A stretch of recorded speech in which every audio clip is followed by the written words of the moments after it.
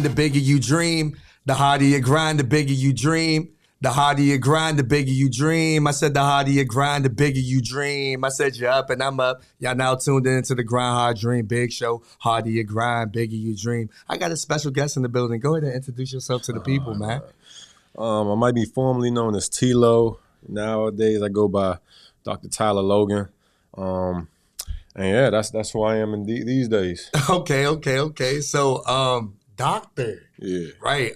So, first things first, I know that, I seen you play basketball at Flowers, right? We, what I'm saying? We went to the same high school. The whole notion of you being a doctor, right? Because you was balling, doing your thing. I was a hooper. Yeah, a certified bucket. I would definitely say that about you. What made you want to step in that space? Man, and I think it was part of, with the whole recruiting process. And even though I played collegiate basketball myself, it was more so I'm a type of person, I want to be safe. I want to have a, plan A, plan B, whatever. I'm not one of these people, no disrespect to them. I'm not going to put all my eggs in one basket. And with the, my NBA dreams, I had to be realistic with myself. Like, if this NBA thing don't work out, if I stop growing at 6'3", I got to have another way to provide for myself and, my future family. But I also wanted it to be a way where I could still stay around the game of basketball and even athletes. So I had like a minor knee injury my senior year or going into my senior year, and I had to go to physical therapy myself, and I saw it as an environment I could see myself working in. So I pursued that throughout college while I was still playing basketball, and I just went along with it. I didn't plan to become a doctor, but to be a physical therapist, that was just a part of the process. Right. Okay. So like with physical therapy, like what does that really like consist of? Because I think a lot of people look at it like, okay, cool, I'm playing a sport, engaging in an activity, and something happens. So what is physical therapy, if you could define it for physical people? therapy gets deep. Like, we work with so many different populations. I am more on the outpatient orthopedic side where, I work with athletes, sports injuries, as well as, your average person who has generalized low back pain, maybe like a rotator cuff tear, things like that. But physical therapy gets deep. You work in hospitals. You can work in home health where, like, geriatrics, they can't really leave their house, or people who are bound to their home. So physical therapists go in there. We work at, like I said, hospitals, stroke patients, people with traumatic brain injuries, congenital diseases such as cerebral palsy in the school system, kids who are bound to wheelchairs, even like postpartum patients who have pelvic pain, like women after pregnancy, pelvic pain. I'm trying to think of some other ones, skilled nurse facilities, spinal cord injuries. So there's definitely different lanes you can go with physical therapy. But my lane was, I want to be on that more active athletic side, but also, your average population. For sure. That sounds like it's very intense and you have to have a lot of patience. Yeah. So what really, I know that you said obviously what derailed you in a sense to go in this route because, of course with the athletes and then, you pursuing this, what was kind of one of those hurdles that you had to, overcome? Dealing with physical therapy or like just in the general, I guess, with both. All right, so I could definitely start off with that. So like coming out of Flowers, I wasn't really highly recruited. I was always one of the people, when people find out, they be like, you ain't had no looks like that? I'm like, nah, not for real. So I ended up going D3 out of high school to Frostburg State on a little like academic scholarship. And I actually I got in some trouble up there. A lot of people don't know that. It's actually my first time actually saying this like on camera, on the record. I had some trouble up there, and I had to go back home. I basically had to drop out. I had to drop out, and so I only did one semester up there. I just dropped out after basketball season, and from there, I had to pick the pieces back up. So I ended up enrolling in the Prince George Community College that summer. I still wanted to hoop. So I had to see what I had to do to be eligible to play that next year. So I ended up taking like 3 classes that summer. And, I spoke with the coach and my old coach from my Frostburg State. He spoke with them as well. And, they were interested. So I came to Open Gym, and they was surprised that I already knew what I needed to do to be eligible. So I had to take like 9 credits that summer. Then I had to boatload my fall and spring with like 15 and 15. Then I had to take 9 that next semester. So I ended up going from, D3, like doing 4 straight semesters of school, being lean score at PG, and then getting the scholarship down to Florida Southern where I finished my college career. And then all that was still within 4 years. So I didn't take a year off, none of that. I still was able to bang it out in 4 years. That's what's up, man. That's a lot, and more willpower to you, man. I ain't gonna lie, that's a lot right there, dog, because it takes a lot of grit, it takes a lot of skill and will to, do these things, man. And, that's hard to come from, especially in our community. Normally when we have a situation, we like, man, that's the do-all, end-all. So the fact that you still planted your feet to do that, man, kudos to you, for that. So as far as the hurdle, academically in the process, like what was that like for you? Well, the thing is, it was, and that's the thing. I knew what I was going up against going in, and I'm a proponent of like work smarter, not harder. I mean, work hard as well, but gotta work smart. So with that, I knew that I just had to get. So with me, I just had to get my associates to be eligible to play at Florida Southern. But with that, I had to take a bunch of credit. So I was always interested in that. I think that's one thing at some of our that's not talked about enough in college is preparing students to like pick their own classes. Like I think too many students going to college just putting all the reliance on their advisor, who honestly they don't really individualize their college courses to their specific needs. Right. They kind of do it in a general sense, and that's how I feel like students end up doing a extra semester or extra year or miss out on this, So I wanted to take that into my own hands. But it was a grind. But like I said, I knew what I already knew going in. It was going to be a grind. So I'd already prepared myself. And going into PG, people say, it's the 13th grade, which I can't fault because it can be a distraction. But going in, man, I set my classes up back to back to back to back. So I had 11 o'clock, had a 12 o'clock, maybe had like a 1:15, whatever. So that means I ain't got no time in the middle to chill and hang out or whatever. So when I go there, I'm going straight to class. Then when I'm done, I'm ready to go home, go to the gym, whatever. Right, yeah, I ain't gonna lie. See, me, I'm not the afternoon person. I set mine up to 8, to 9, to 10. You know what I'm saying? I'm a morning person. I'm up, I'm ready to learn, but everybody got their own formula. So that was dope that you also said that. And I think that's very, very essential as well, especially in college. So the notion of networking, were you able to do that at all in college? And what does that look like for you now? Man, I learned about, that's where I learned about it when I went down to Florida Southern, like who you know, for sure. Because like even with my whatever bad mistakes I made before that, man, that experience at Florida Southern changed my life for real. Maybe have a whole different perspective and outlook on life. I ended up going down there, winning the national championship my senior year. I wasn't even a star player. I went down and had a role. I was a starter, but I was a role player. And so, but I also went down there and continued my academic success. And I ended up, I think you just showed the picture up there, me holding a little trophy. That was actually called the Elite 89 Award. So I had the highest GPA out of all players remaining in the Elite 8. And that seemed to be that was a big deal apparently for the NCAA Division II and my school as well. I think my school got some money for that, some great publicity. But that, showed we got old white boosters, people who donate money to the program, all that. That showed the community around Florida Southern and Florida Southern that like I'm more than just a basketball player. Like there's a different side of me. I think part of it was, which I'm used to, people see the dark skin, the locks, their expectations aren't as high. So when you exceed the expectations that was already, kind of down here, it's like, whoa, we might have something here. So leaving Florida Southern, man, and it was a small private liberal arts school.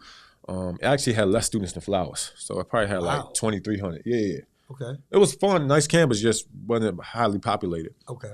And so I actually had built a relationship with my president of my school, which many people can't say they are able to do. Yeah. Especially as a regular student, for one, and even every athlete don't have a relationship with the president of the school. Right. I'm talking about like I call her up, set a meeting up with her, whatever. Shit, we even Facebook friends. Okay. but she was interested in me postgraduate and what I wanted to do. So she helped me out, pull some strings, and somebody ended up paying for my application to PT school, like application fees. I even got a check in the mail from somebody, never met him a day in my life, for $6,000 to help me pay for my first semester of PT school when I got there. And then after that, it's just, I have teammates now who are in the college coaching world, and even though I'm not I still hoop recreationally, but I'm not no pro, I'm not a coach. I still have connections to help other youth, come into high school if they are interested in going to college and they're having trouble getting looks, give me a tape. I can show them to, this school, that school. Right. Can't guarantee you a scholarship, but I can, guarantee somebody's going to check you out. Right, for sure. And I think that's dope. Man. Man, I'm gonna clap that up. That's dope because that's what it takes, right? That's what it takes nowadays. Like you said, building, networking, and holding on to those relationships and nurturing them, because you never know what somebody could do for you. So in this space that you're in now, what does the typical work day look like for you? Typical work day, man. So right now, I just started a new job, at a new company. I'm actually working for Gym Fit PT, and we're ran out of the Gold's Gym in Bowie. Okay. So we set a contract up with them. They did some construction in there, made out of space for us, a whole room, and we got our own space in there. So I wake up, eat my breakfast, whatever, go into the gym, and we go into my specific PT office, and I see like a patient every hour, maybe every 45 minutes, and depending on what their injury is, we either stay in the room, go out in the gym, but it's just listening to my patient, interacting with them, building that rapport. Like half of my patients are like, we're friends. Like we're cool. Like we talk outside, and that's one thing I like about physical therapy is I get the chance to build a rapport with people. It's not, I just see you for 10 minutes, check up on you, and then go about your day. I'm with them for 45 to an hour, 2 times a week. Imagine how their weekend went, what they got planned for the weekend. Even talk to them about stuff that may be bothering them within their life. So I'm not just working on them physically. I also have a mental aspect to that. But I might even get a workout if I got a break in between in the gym, and I pack it up, go home, and call it a day. That's all right, man. That's all right. I think that's definitely dope. How you expressed it, because I think it's I think it's overlooked. Because it takes a lot, especially, when you see the game being played, professionally with NBA, and, you have these MCL injuries, ACL injuries, and things of that nature. So also, I realized on your social media as well how to, acknowledge the injury. So can you go into that as well? As far as acknowledging injuries? Yeah, like acknowledging the injury. And all right, I got you. So the thing is, man, with sports and youth, and we got, these parents out here pushing their kids, and everybody want to be that, want to grind so hard, want to put in the hours, no days off. And it's great to have that mindset. But unfortunately, our mind and our body ain't always on the same page. You can't just wake up one day and decide to be a marathon runner and be like, all right, I'm going to run 3 miles every day to prepare for this marathon in a month or whatever. No, it has to be a gradual process. People, or I think it's a lot of things, not just with sports, but with this generation period, people have a lack of patience and realize that, it's a journey to get where you're trying to go. So injuries can come because you're actually putting in too many hours and not letting your body recover and rest, because that's just important as putting in the work, letting your body rest and recover for the next time you're actually ready to put in work. If you don't, you're just breaking down, wearing yourself out, and that's how injuries, start to occur. And it always starts as, just a little nagging pain that you can thug it through, tough it out through. And, it's that mindset. You're like, all right, man, I just got to keep going harder, man. No pain, no gain. When in actuality, it's your body telling you, like, I'm trying to send you a message. You need to chill out, change what we're doing, or at least take a break, figure this out. But, people keep playing on it. And eventually, man, their body breaks down on them and they get a major or moderate injury. Yeah, I'm not gonna lie, because I know, like, me playing sports, or if it's like, okay, hey man, let's go pick up, play pick up game of basketball, or Mhm. like football or something like that. Like stretching is very, very, very Yeah. important. Like I think that's essential, right? Because I know, before a game somebody is stretched, but then it's like after the game they're like, man, I just played, I ain't about to stretch. Like, Yeah, what you talking man. about? But that. Post exercise is just as important, Yeah. because if you don't do it, then it's like, okay, man, the next time you on the court, you like, man, I'm trying to cross somebody up. Oh my gosh, like my leg. Oh my gosh, like hamstring and things Yeah. like that. So, how consistent, or what would you recommend for the athlete to do? I guess pre and or after. All right, so before the workout, game, whatever, I'm actually a big proponent on dynamic warm-ups. So I'm not big on static stretching, the stretch and hold for 30 seconds. I'm big on doing movements that are going to simulate the activity you're going to do. So it may be, just having to jog, warm your body up, get that blood flowing, a couple of squats, lunges, or, like people do the A skips, the B skips, karaoke, things like that. Things actually moving at a lower level, simulating the demands of the sport or activity you're about to do. Um, and then afterwards, I think that's when you do the static stretching, that post stretching. Really, you've been using your muscles, they're tired, fatigue, stretch them out, let them cool down, and then do all that to try to decrease some of the soreness maybe the following day. For sure. That's what's up. Nah, I ain't gonna lie, because I think that people really need to, take heed to that, because like I said, it's a lot of athletes out here, and some of them may just be lost in the sauce and not really know the proper things and the proper steps to take. Um, do you have any, like, how could I say, like, things that you do on a regular basis that really's been helping this process? Yeah, man. I think strength training is really a overlooked, no, or underlooked thing, or overlooked thing, undervalued thing when it comes to injuries. I do a lot of research in my profession. I got to read a lot of articles, just because we're in the medical field, and I got to have evidence to back up the interventions I'm doing. But I think just strength training with proper form as well, whether it's squatting, whether it's deadlifting, lunging, whatever, um, and making sure you're putting hours into your sport, but you're also putting a couple hours into the weight room, because that can help dynamically stabilize the joints to prevent these ACL and ankle injuries. I've like I said, I've done some research, and the hips actually play a big proponent on knee and ankle injuries. Okay. They are stabilizer muscles that are overlooked and actually can help out to prevent ankle sprains and ACL sprains. Like there's research that females have a higher ACL tear rate, part of it due to hormones and their genetic predisposition, but also they have weaker hip muscles as well. Okay. So when they land, all the knees is taking that force, and the hips aren't helping out enough. Gotcha. Simply put. Right. Okay. Yeah, man. You see, look, I'm just sitting back and observing. I'm like, I didn't even know that about that, because I ain't really come across it. But like I said, we learn from each other and find different ways to flow. So, I guess in addition to, you taking these classes, was there any like classes that really stood out to you that felt like, okay, this was a game changing class for me that really I could still apply this knowledge to this day? Now I don't remember the name of the class, but I remember there was this one class, man. I would like I said, I was a hooper at the time in Florida Southern. It was some class dealing with the body. It might have been called like some type of kinesiology class, but we was in the weight room. We had to do these like functional tests, and we had to do like an overhead squat, and we had to be up against the wall. And my teacher saw that like I couldn't squat, or at a certain point I couldn't squat, due to my form and all Right. that. But she's like, you can dunk, you can do this, you can do that. But I can't squat.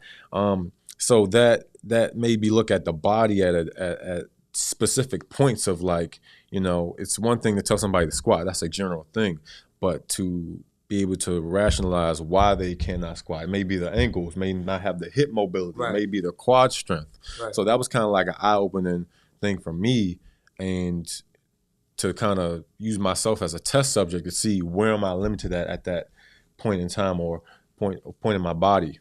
But I can Right. squat now. I'm about to say I ain't gonna lie, because like if I hit the weight room right now, I know I'm gonna be rusty. I know me. Like I sit there, I'll stretch and everything like that, but it'd be like, I got to slow down. You know what I'm Yeah. saying? Baby steps for sure. So, are you big on like I know with the working out obviously and things of that nature? What do you feel is more essential for you? Are you more of the okay, you know what? Let me just go ahead and deal with the weights. Or are you big on cardio? So I want to get back into cardio. I'm currently nursing a couple injuries myself. I said I know how to treat injuries, but that doesn't make me, invincible to them. Right? Yeah, I don't think we are. Right? It's So like, yo. I'm big on weight room right now, but I'm not like no musclehead, no bodybuilder. Like I'm still a hooper at heart. Right. So like I'm not looking to bulk up. I'm looking to have like a nice physique, but I still want to be fluid enough to when I go hoop, I'm not stiff or anything like that.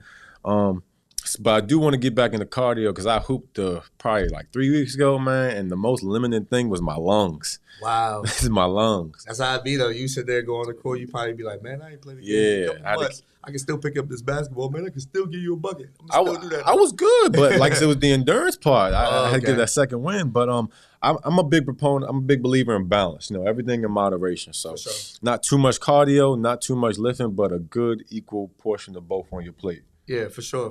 So with you saying that, right, in a natural hooper, I mean, do you have any favorites right now in the NBA? What's going on, man? I mean, I'm a big hometown guy, so KD is always gonna be my boy. He got to get it together tonight, though. But let's see. As far as like the new people coming in, man, Ja Morant, that boy, man, he's a freak in nature. I mean, I don't really dislike anybody. I'm always a fan of Kyrie Irving, though. Yeah, for sure. He's definitely 101. Like some stuff you just can't teach. Some stuff it's just God given that he has. But as far as hoopers, I think those three have my eyes right now. I know the Rockets, even though they're not in the playoffs, they got some young talent on their team who's real athletic. So yeah, those are the people I want to highlight. Yeah, I ain't gonna lie, man. We agree on that. I ain't gonna lie. Ja Morant is definitely somebody to watch. Kevin Durant, hometown guy. I think on and off the court, especially for the level of activism and what he took, to me, he's still a max player, in my opinion. I still feel like, hey, he's box office. Why not? Joel Embiid is growing on me. At first, I wasn't really a big fan of his game, but I can see what he's doing now and how he's nurturing. Giannis as well. Giannis is came a long way from what he was before. Yes. So Joel, I'm still not a big fan. I feel like Joel doesn't like Joel. He's growing on me too. I'm learning to respect him because he's definitely talented. He's definitely skilled for that big man. But I feel like he definitely chooses offense over defense at times. He looks a little lazy sometimes. Not on offense. He's fine when he gets the ball. Right. But as far as like on defense, switching, bro. Yeah. I agree. But Giannis, I respect Giannis a lot. Even though, like I said, man, I wasn't happy he beat KD last year. But I respect Giannis a lot just because of where he came from. Me and you both. I was rooting for the Nets. And even this season, you could tell Giannis has been working on his jump shot in the offseason. Like, he's shooting it confidently. He's shooting it at a better percentage. And, man, it's honestly just scary with the pieces they put around him and with what he's got already. They are in for another run for the ship. They definitely a contender again this year. So what is it that you think that the game, of course you playing it, right? And the game evolving. What is it that you, I guess, like or kind of like dislike? I like two things, man. Nowadays, man, these hoopers, I don't know what they eating for breakfast or what their athleticism is just skyrocketed. When I say skyrocket, I don't mean like they're more athletic than the Vince Carters or the T-Macs we grew up watching, but they're more athletic at a younger age. Yeah. Like them windmilling and doing these slam dunk contest dunks in high school or in a game. Bro, it's ridiculous. But I think what I dislike now, and part of it is politics and hooping, is I think kids are playing too many games, not working on training or skill. That's what I hear a lot about American players versus overseas players. Okay. It's too many AAU games, too many, get a bucket, not really working on honing in their craft or putting that skilled gym time work in. I mean, yeah, they do the ball handling stuff and the training and things like that, but learning how to play the game the right way. Right. Not saying there is a right way, but I wish players would focus more on learning the game, that IQ aspect. Right. I see a lot of athletic players. I watch March Madness, and it just be a lot of like unforced turnovers and errors. But these kids would be talented, can jump out the gym, can shoot. But I want kids to get back. I want more. I want to also see more two-way players. Mm-hmm. Like, I love this get a bucket culture, all that, but there's more to basketball than the offensive piece. The defensive goes. You got to be fundamentally sound. Yeah, man. Defense like too. I would say Klay Thompson. He play defense. He could give you offense. Drew Holiday, same locks thing. In. It's certain players that can definitely do that as well. So even with Chris Middleton too, as a prime example as well. So I do agree with you on that. Kawhi Leonard, even though I know that he was suffering an injury as well, but I agree with you. I think the two-way players are missing. I don't know, like with the fouls, I think it's a little, I mean, you judge it or you call it how you see it. But I mean, the flopping, things of that nature. Man, I was just speaking on the youth, the AAU part, but the NBA, man, that's just entertainment. That's just entertainment because the refs be horrible, the players be fouling. It's just the whole reality show out there sometimes. Everlasting circus, yeah. right? Yeah. Especially, the thing that probably pisses me off with the NBA is probably the technical fouls they got nowadays, man. It's like you can't even talk trash anymore without teeing up, and it's like, what did you say to him? Oh, you said this to him? Yeah, or guys might be doing that as like a friendly thing. It might look serious far away, but they it's jawing at each other. And you still get, the technical foul. I agree. So it's not, they take a little bit of the, friction out of the game. And it's like, man, these are the games I want to see, and the momentum and how they just, two teams that just don't want to go home at all and, compete. So, yeah, I don't really have any favorites. I just think that, this is going to be an interesting playoffs. KD is my favorite player, though. I will say that on record. And, like you said earlier, he's definitely going to have to come up big. Yeah. Because, man, just to see his game and, how he's able to evolve over time being a great scorer, because he still is a great scorer, even though he's struggling right now. Probably still one of the best scorers that I've seen. Man, shout out to Boston defense, man. But I think some of that, I want to see some better coaching by Steve Nash, I will say that. As far as, they got too many weapons, but it's just ISO ball right now. Like you got Steph Curry and Patty Mills, two deadly shooters. We got Drummond in the post, Claxton. But it's just been give the ball to KD and Kyrie and have everybody stand and watch. But if you look at the Celtics, they moving that thing, cutting, got the Nets scrambling on defense. Right. Do that or some way of that for the Nets offense. Yeah. Because we got threats. Yeah. And I say we, but I'm just a KD fan. But they got threats. Passion, though. That's cool. No, I agree though, because I think that hero ball can only take you so far, right? Hero ball's for that last 2 minutes, right. When the game on the line. But you was up 17, run some type of offense, get everybody involved, make everybody a threat on that court. Yeah, for sure. So they feel like they can't double off of Seth or Patty to Katie or Kyrie. Yeah, I think that they'll respond. I do believe that they will respond and understand what time it is, because it's definitely crucial for them. And I think you just take it a game at a time, a possession at a time, and they'll be fine. Yeah. Yeah.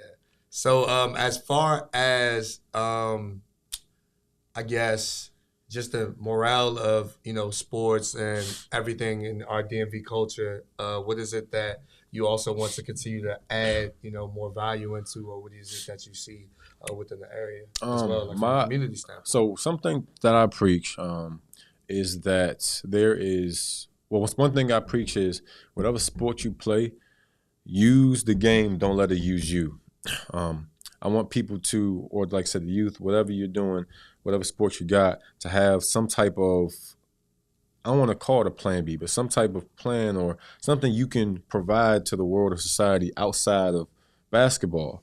Whether that is being a YouTuber, whether it is selling clothes, something like that. I'm not saying you got to have a business, but I don't want you to depend on your sport or your athlete or activity, as one way of having the means in life. Because I see a lot of guys, and I just know this from being a hooper, that they don't know anything outside of basketball.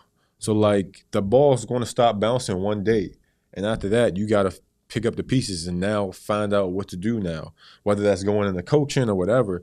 But I want people to have that in mind already. And just how basketball's opened up some doors for me, it can open up some doors for other people better than me in better situations, or even who aren't as good as me. They just got to utilize it, make those connections while you're still playing, so at the top of your game, and use the game. Don't let it use you. You don't want to be on the short end of the stick when it's all said and done. For sure. No, I agree with you 100%. I think that being a student first and an athlete second is the mindset that they should have, right? Because at the end of the day, you're going to stop catching touchdowns, you're going to stop, scoring, and then you're going to have to, plan for something else. So like you said before, going to school, if you get accepted into a college because of your academics, go there and study what you want to study, pursue, still do what you need to do, get that degree, and, utilize it the best way you can. And this notion of generational wealth, because we don't really see that in our community as much because of, oh, yeah, this person is the basketball player, this person is the football player, they're making millions and millions of dollars, and then all of a sudden they don't play anymore, a freak accident happens or something, and then it's like, well, what do I have next? Or I was going to add to that, we were thinking about the person who doesn't make millions of dollars, and that freak accident happens before they're able to get to that level where they can make millions of dollars. So now you got a freak accident, and now you got no money to your name. So now what? Right. And I was going to say, people love athletes. Like, athletes entertainment. Like, people praise, especially when we go to these colleges, they praise athletes. And I want athletes to start, being more, I guess, outgoing, I guess, or more outspoken as far as, making these connections from these people who do love you. Right. You go to, let's say you go to Duke, I'm sure, man, there is a future engineer there's a future lawyer. Somehow make these connections while you are on top. Right. So that way, when you aren't on top anymore, you still got somebody you can reach out to if need be. Yeah, for sure. No, I agree with you 100% because networking is definitely key. Like, I know for myself, I wasn't really, like I said, the top athlete or anything. I just, would play the game, whether it be, basketball, football, whatever, just playing with homies or playing with people and realizing, okay, at the end of the day, all right, well, you doing this now. I'm doing this now. Still, own in on your connections and your network and realize at the end of the day, you can still help somebody else. Yeah. You know what I'm saying? That's what it's all about. It works both ways. Yeah, for sure. So did you have any, favorite TV shows? Martin. For sure, yeah. Well, like I said, man, Martin's, he from Landover too, so I'm a big hometown guy. TV shows, I guess it depends on what age you ask me at. Yes, okay. So as a child, your high school years. I was as a child, I was definitely into cartoons. I was a Nickelodeon kid for sure, like Hey Arnold, Rugrats, Rocket Power, Disney too. Like there was some fire shows. 43, 44, 45. The little cable channels we had. Man, there was some fire shows. Then in, I want to say high school, man, I don't think I watched that much, but I probably was on the reality shows like Flavor of Love. That was hot. That's what I could think of, Flavor of Love, maybe like Amazing Race, Survivor. I don't think I watched too much. It was mainly sports that I watched. Okay. But those just a few that come off the top of my head. But Martin will always be like my number one show. Okay. That's what's up. So are you big on comedy, like comedians? Do you watch comedians? Stand up or anything like that? So I watched the Netflix stuff, but I actually just went to my first comedy show ever back in February. That's what's and up. One of them amateur comedy nights, and I loved it. So I'm definitely looking to attend a couple more. That's what's up. Any favorite movies? If you were to walk through from childhood to adulthood. My number one movie is Boys in the Hood. Just because I feel like it covers a lot. It covers reality of people of color, living in, I guess, urban areas with also the distractions they got to deal with, or the things that they may not make it out. I think it's a great, scripted movie. Second is Superbad. The comedy Superbad. I think I was just an immature middle schooler at the time who saw that movie, who probably shouldn't have been watching it, and it's just stuck with me forever. Third is probably Hoop Dreams. I don't know if you heard of that. It's a documentary about these two Chicago kids in '94, and it shows how they both went to the same private school, but life hits you and they go down two different paths. Okay. And it's a documentary. I highly recommend watching. And one kid has to go to the public school, neighborhood public school, because of some issues with his home, and the other kid ends up doing good, but he has a but a major injury that happened to him before college, and it just shows like the hardships of having to get through all that, and trying to work through and still have this dream. But I'm a big movie, not a big movie guy, but I got a bunch of movies, but those probably like my top 3. That's what's up, man. That's definitely what's up. I mean, I think, some movies that, kind of like walk through can tell, a lot about a person. So definitely a very intellectual person. I would definitely say that you are, Tyler, definitely growing in that space as well. I mean, I know a couple, favorite movies, or, the whole notion with the culture, for the culture type movies. Like, The Paid in Fools, like you said. Boys in the Hood is another one. Friday, or Juice, or Bud, or Ram. The list could go on and on. I'm like, He Got Game. Was in Higher Learning. I like Higher Learning too. Yeah.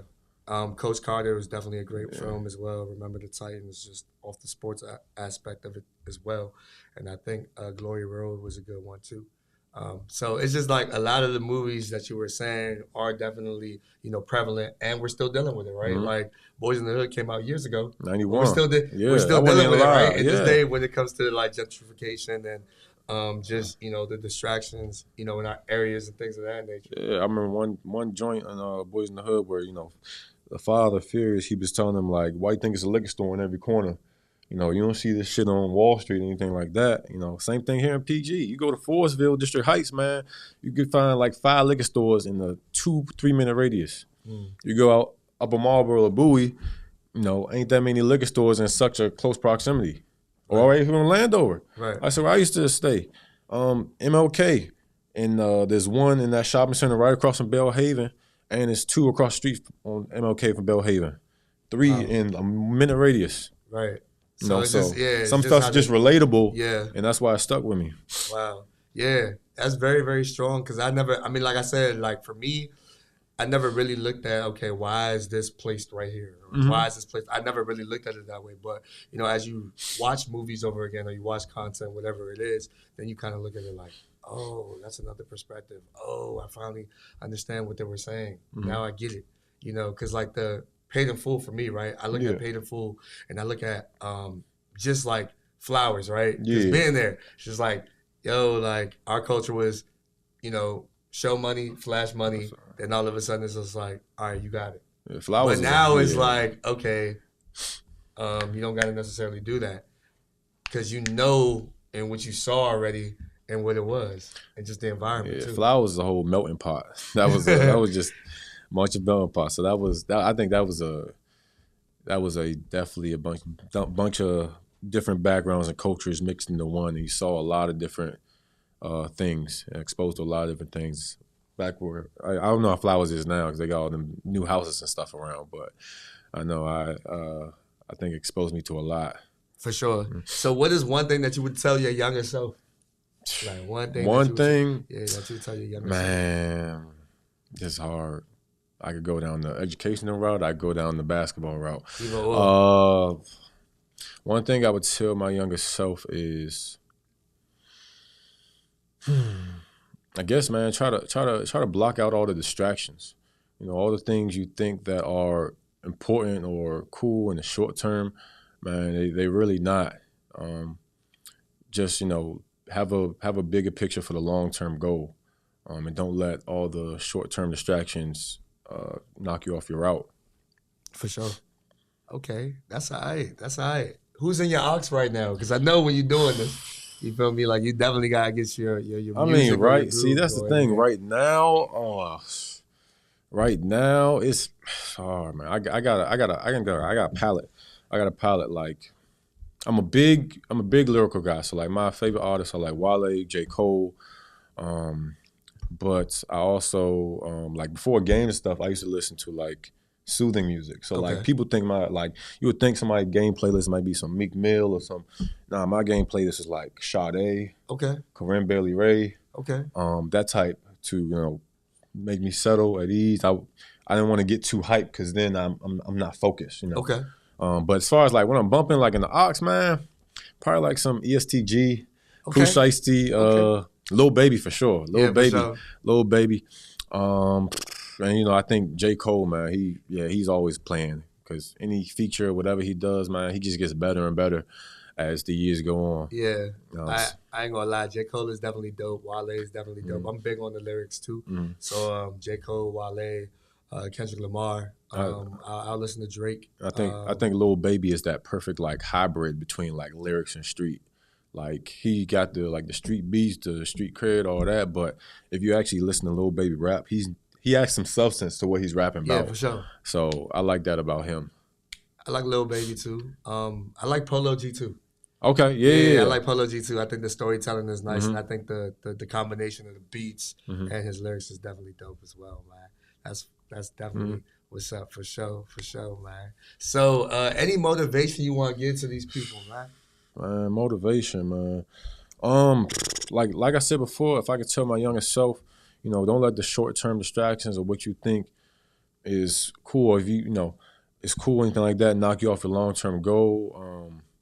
Also, man, you know, I think motivation I definitely would give to people is find some self-value, whatever you value in yourself, you know. Don't look to, I know this whole social media age is blowing up. It started when I was like in high school, but it's blown up. I can't imagine being in high school right now with an iPhone, with all these different apps. But I want people to try and, you know, do what makes them happy. You know, don't do anything for anybody else's validation. This is your life. You're the only one who has to live it. And, you know, don't do anything that's going to put you in a position to knock you off your long-term goal because you're trying to impress other people. Whether that be your parents, whether that be your friends, you know, whether that be your followers, you know, make sure you're doing it for yourself. Because at the end of the day, you're the one who has to look in the mirror and, you know, handle the decisions you've chose to do. For sure. No, I agree. I think that the biggest thing I would definitely say as far as like motivation, just know that you are valuable. Just know that you are important and know that you are amazing. I think with social media, how you were saying, people look at it and we compare ourselves to so many things, the things that we long for, the things that, you know, we wish, we desire, right? But we have to understand and take that step back to realize, okay, do I truly want this? Do I really truly want that? And I can formulate my own thing. I don't necessarily have to do what somebody else, you know, did and or told me to do. And, you know, just make sure your heart is in whatever you're doing. Yeah, that's true. And whatever you choose to do or whatever you choose to want, just know it's not going to come as soon as you may want it. You know, you're going to have to put in some time, some effort to get to that. You may see it and want it, but you don't know what that person did to get that or how long it took them to get that. So just be patient, but be consistent. And, you know, I don't want to be cliche and say trust the process, but, you know, you got to be able to make sacrifices in order to do what you got to do or do what you want to do. For sure, man. So I appreciate you for coming through, man. You could have sat there and had patience class and all that. You feel me? And I just appreciate you for coming through and just, you know, dropping this information for us because I feel like it's very, very prevalent and needed in our time, you know, now when we're going through, you know, especially with the pandemic and everything like that, but just taking care of your body and nurturing it and things of that nature, man. So I appreciate you. How can people follow you, support you? You know, yeah, man, I'm on, I post like, you know, physical therapy, athletic or injury prevention related content. Because I wasn't using my Instagram for anything else for real. On Instagram at doctor, that's Dr_Black Ice. And I'm also, I just newly got a TikTok, and man, TikTok got me in a chokehold right now. I don't be dancing or nothing like that, but I still post some different content on TikTok. I make a couple of like little funny clips on there. So I'm Doctor, that's Dr.Black Ice on TikTok too, if you want to follow me on there. But that's what's up, man. That's what's up, man. So, like I said, anything that you're constantly doing, man, anything that I can, you know, support and definitely assist with, I definitely will. Okay. And I appreciate you for, you know, once again, taking the time, energy, and effort to do what you needed to do, man. So, with that being said, the harder you grind, the bigger you dream. The harder you grind, the bigger you dream. The harder you grind, the bigger you dream. And the harder you grind.